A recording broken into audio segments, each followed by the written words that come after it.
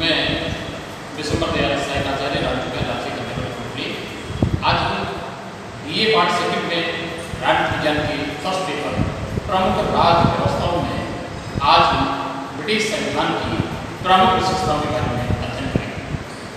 जैसा कि विदित है, प्रत्येक राष्ट्र का अपना एक संविधान होता है। संविधान का आशय उन नियमों से, उन कानूनों से है जिसके अनुसार किसी राज्य के शासन का संचालन किया जाता है।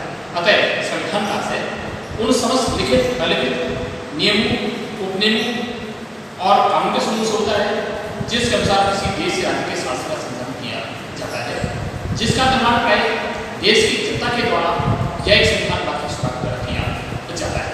अगर उस देश की जनता इतने अधिक सभ्यों सुशिक्षित होती है, अगर वो सक्षम होती है, तो अपने स्तर पर ही संविधान का निर्माण का काम किया जा सकता है, संविधान बना सकते हैं। लेकिन चूंकि संविधान बनाना, कानून का निर्माण करना कोई इतना आसान कार्य नहीं होता है, इसलिए संविधान बनाने के लिए एक संविधान सभा का गठन किया जाता है। ये कोई जरूरी नहीं है कि संविधान लिखित हो, संविधान अलिखित भी हो सकता है। संविधान का मतलब यही होता है कि वह देश का सर्वोच्च कानून होता है। कोई व्यक्ति किस पद पे काम करता है, चाहे वो राष्ट्रपति पद पे काम करता है, चाहे वह प्रधानमंत्री पद पे काम करता है, या एक साधारण अधिकारी के रूप में काम करता है, एक कर्मचारी के रूप में काम करता है, या एक साधारण नागरिक के रूप में काम करता है, संविधान के तहत होते हैं। अर्थात किसी के द्वारा भी संविधान का उल्लंघन नहीं किया जा सकता है, उसका विनिषेध नहीं किया जा सकता है। तो कहने वाला यह था कि प्राय प्रत्येक राष्ट्र के संविधान का निर्माण गंभीर सोच और विचार का किया जाता है। लेकिन ब्रिटेन का संविधान इस बात का अपवाद है कि ब्रिटेन के संविधान का निर्माण नहीं किया गया है, एक किसी संविधान सभा का नहीं किया गया है, बल्कि उसका तो धीरे धीरे समय के साथ उसका विकास हुआ है। ब्रिटिश संविधान ने वर्तमान स्वरूप प्राप्त करने में लगभग 1400 वर्ष का समय बीत चुका है। जिस प्रकार से अमेरिकी संविधान का निर्माण एक संविधान पर किया गया है, लेकिन इनका संविधान एक राजनीतिक परंपराओं पर आधारित है। धीरे धीरे जिस प्रकार की परंपराएं विकसित होती चली गई, उसी प्रकार की राजनीतिक परंपराओं के आधार पर देश के संविधान का विकास हो रहा है। इसलिए आज हम ब्रिटिश संविधान की कुछ विशेषताओं के बारे में चर्चा कर सकते हैं, अर्थात ब्रिटिश संविधान की निम्नलिखित विशेषताएं बताई जा सकती हैं। पहली विशेषता है लचीला संविधान। कहने में यह है कि संविधान में संशोधन करने के आधार दो प्रकार के सिद्धांत होते हैं। कुछ इस श्रेणी के सिद्धांत होते हैं, कुछ ऐसे सिद्धांत होते हैं जिनमें संवैधानिक संशोधन और सामान्य कानून निर्माण की प्रक्रिया में कोई अंतर नहीं पाया जाता है। अर्थात देश की जो व्यवस्था होती है, देश की जो संसद होती है, उसके द्वारा जिस विधि से, जिस प्रक्रिया से कानून का निर्माण किया जाता है, अर्थात कानून बनाए जाते हैं, उसी प्रोसेस से, उसी प्रक्रिया से, उसी विधि से संविधान में संशोधन कर दिए जाते हैं। इस प्रकार का संविधान अच्छा संविधान कहलाता है।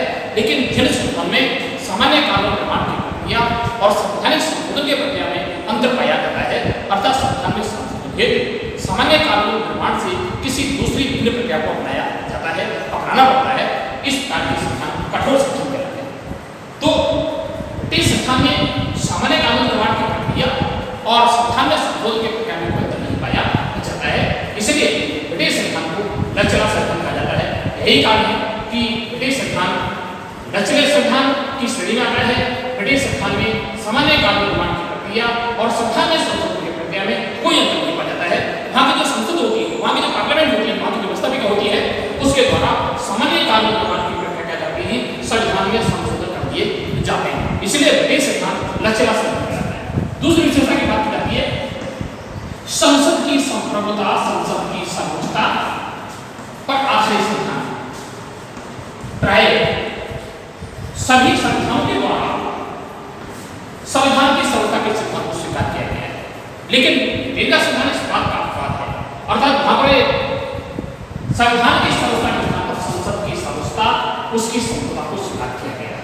कहने वाला यह था कि वहां की जो संसद होती है, उसको विधि निर्माण के क्षेत्र में, विधायी क्षेत्र में इस प्रकार के अन्य अधिकार प्राप्त होते हैं।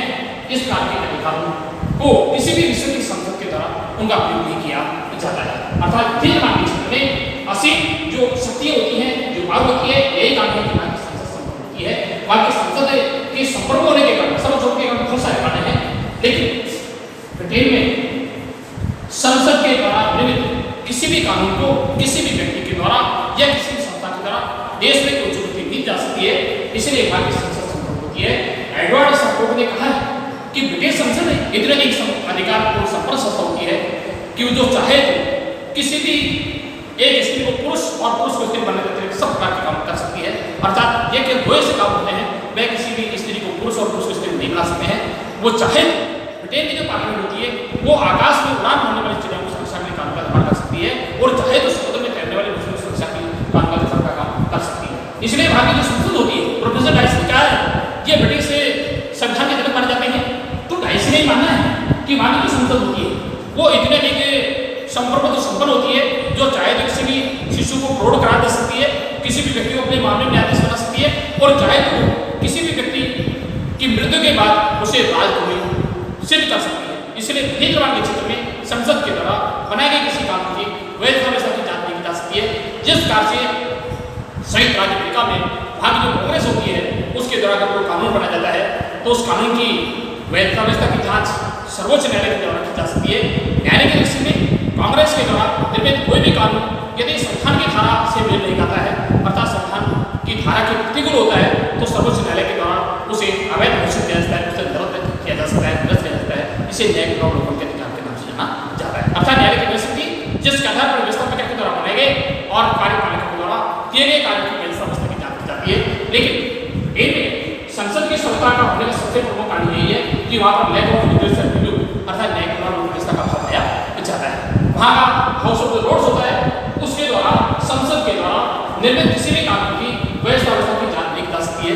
इसलिए वहाँ की संसद सर्वोच्च होती है, सर्वोच्च होती है। और ब्रिटिश संविधान के द्वारा एकात्म शासन प्रणाली को बनाया गया है, अर्थात शासन में सब शक्तियाँ होती हैं केंद्रीय सरकार के हाथ में निहित कर दी गई हैं। राज्य की सरकार का अस्तित्व, उनका क्षेत्राधिकार, उनके अधिकार, उनकी शक्तियाँ ये केंद्रीय सरकार की इच्छा पर डिपेंड करती है, निर्भर करती है। केंद्र सरकार की इच्छा पर निर्भर करता है कि राज्य की सरकार को कौन से अधिकार दी जाए, कौन सी शक्तियाँ दी जाए। इसमें अंतिम निर्णय लेने की बात होती है, जो शक्ति होती है वो केवल केंद्र सरकार के पास होती है, इसलिए वहाँ की संसद संभव होती है।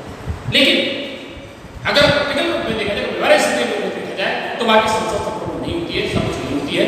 इसके बहुत सारे काम होते हैं। संसद की संप्रभुता की बहुत सारी सीमाएं होती हैं, लिमिटेशंस होती हैं। पहली जो सीमा होती है जनमत की सीमा होती है। केवल ये था कि जहाँ पर हमें संसद की संप्रभुता की बात करते हैं तो ब्रिटेन में संसद की संप्रभुता का आशय हाउस ऑफ कॉमन्स की संप्रभुता से होता है, और चूंकि लोक सदन के जो सदस्य होते हैं वे सभी देश के मताधिकार के आधार पर देश के द्वारा निर्वाचित होते हैं, इसलिए एक निश्चित कार्यकाल के बाद उन्हें वापस जनता के बीच जाना होता है। इसलिए कोई भी संसद का सदस्य किसी भी जनता के हितों के विरुद्ध या जनमत की भावना के विरुद्ध किसी भी प्रकार के कानून बनाने का साथ नहीं किया जा सकता है, इसलिए भारतीय संसद संभव नहीं होती है। इसके अलावा इस प्रकार की जो दूसरी जो लिमिटेशन प्राप्त जाती है नैतिक बंधन, कुछ प्रकार की नैतिक मॉरलिटी होती है, जो नैतिक बंधन होते हैं जिनके कारण भी ब्रिटिश संसद संभव नहीं होती है, सर्वोच्च नहीं होती है। और क्योंकि कई बार जनता की भावनाओं के विरुद्ध किसी प्रकार के काम का निर्माण किया जा सकता है, और अंग्रेज जाति की जो विवादिता होती है वो भी इस बात का प्रमाण होती है कि संसद संभव नहीं होती है, क्योंकि अंग्रेज लोग सिद्धांत अधिकार होते हैं और व्यावहारिक अधिकार होते हैं, इसलिए वहाँ की संसद संभव नहीं होती। अगली संस्था की बात की जाती है एकात्म शासन पर आधारित संविधान।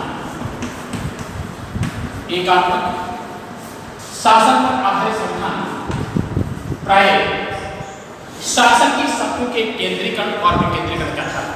दो प्रकार के संविधान हैं। संविधान के दौरान जब शासन की सभी शक्तियां केंद्र सरकार के हाथ में निहित कर जाती हैं और राज्य की सरकार का अस्तित्व केंद्र सरकार इच्छा पर डिपेंड करता है, अर्थात केंद्र सरकार इच्छा पर निर्भर करता है कि राज्य सरकार को कौन कौन से अधिकार दिए जाए, कौन कौन शक्तियां दी जाए। इस प्रकार की शक्ति, इस प्रकार की सरकार एकात्म सरकार कहलाती है। लेकिन जब शासन की शक्ति का विभाजन दो प्रकार से सरकार के मध्य कर जाता है, एक केंद्र की सरकार में काम करती है और दूसरी राज्य सरकार में काम करती है। दोनों के अलग अलग क्षेत्र अधिकार होते हैं, दोनों के अलग अलग संविधान होते हैं, कानून होते हैं, लेकिन ब्रिटिश संविधान के द्वारा शासन की सभी शक्ति को केंद्रीय सरकार के हाथ में निहित कर दिया गया है। यदि प्रशासनिक सुधार की दृष्टि से प्रशासन को अनेक इकाइयों में विभाजन किया गया है, लेकिन सब प्रकार के अधिकार जो लेने की पावर होती है, जो शक्ति होती है, वो केवल केंद्र सरकार के पास होती है। स्थानीय सरकार के पास इस प्रकार के अधिकार नहीं होते हैं, इसलिए ब्रिटिश संविधान एकात्म शासन आधारित संविधान माना जाता है। अगली संस्था की बात करते हैं, चौथी संस्था की बात की जाती है सिद्धांत और व्यवहार में अंतर। सिद्धांत और व्यवहार में अंतर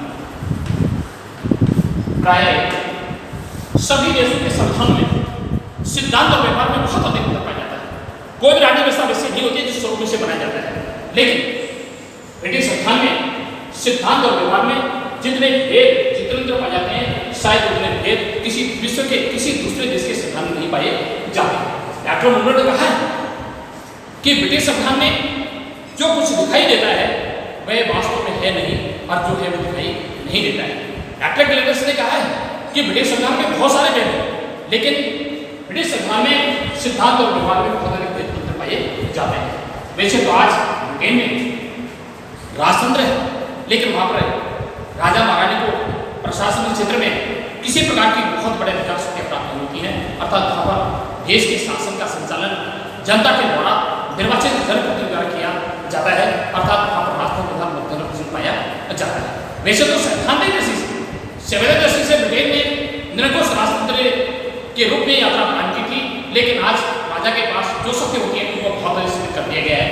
दूसरा मुझे बता देता है कि बाकी जो ब्रिटेन की संसद होती है वह संपूर्ण होती है, समझ होती है, लेकिन वास्तव में सिद्धांत रूप में स्थिति वैसी हो सकती है, लेकिन प्रैक्टिकल में बात की जाए तो वहाँ की संसद संपूर्ण नहीं होती है, बल्कि उसमें इस प्रकार के वहाँ का जो मंत्रिमंडल होता है वह सब प्रकार के कानून की जो प्रक्रिया होती है, सब प्रकार की संसद की कार्रवाई को मंत्रिमंडल के द्वारा नियंत्रित किया जाता है। तो कहना यह था कि सिद्धांत और व्यवहार में अंतर पाए जाते हैं, इसलिए ब्रिटिश संविधान में आज इस बात के बारे में चर्चा की है। ब्रिटिश संविधान लचीला संविधान होता है, संसद सत्ता प्राधिकरण संविधान होता है, एकात्म शासन प्राधिकरण संविधान होता है। ब्रिटिश संविधान में सिद्धांत और व्यवहार अंतर पाया जाता है। कल भी अपने इसी टॉपिक पर चर्चा करेंगे। आगे शेष ब्रिटिश संविधान की विशेषताएं रह गई हैं, उनके बारे में करेंगे। धन्यवाद।